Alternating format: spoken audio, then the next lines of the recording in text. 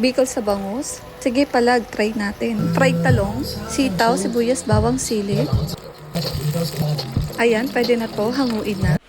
Isunod si bangus, lagyan ng harina. Make sure na ipagpag bago ilagay sa kawali. Iwanan. Siyempre balikan mo rin para i-check kung okay na siya.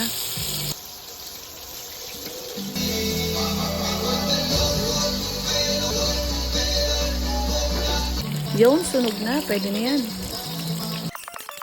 Siyempre habang nagpiprito, samahan mo rin naman ng linis. Kasabay ng paglampaso ko sa'yo. Charis. Ito muna. Post. Linis. Ayun. Malapit lang. Gisa. Ilagay ang bagoong. Mali kayong bagoong matamis. Ilagay ang gata. Haluin. Lagyan ng pampaatching. Patis. Amoy ko.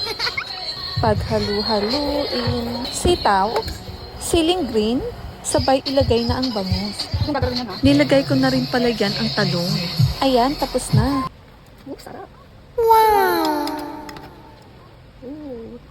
Tara, kain. So, tikman natin yung luto ko. Sarap oh. Hindi ka message mo kay kuya. Solid. Sarap. Sarap na mas yung before. Ang hanggang ba? Mm.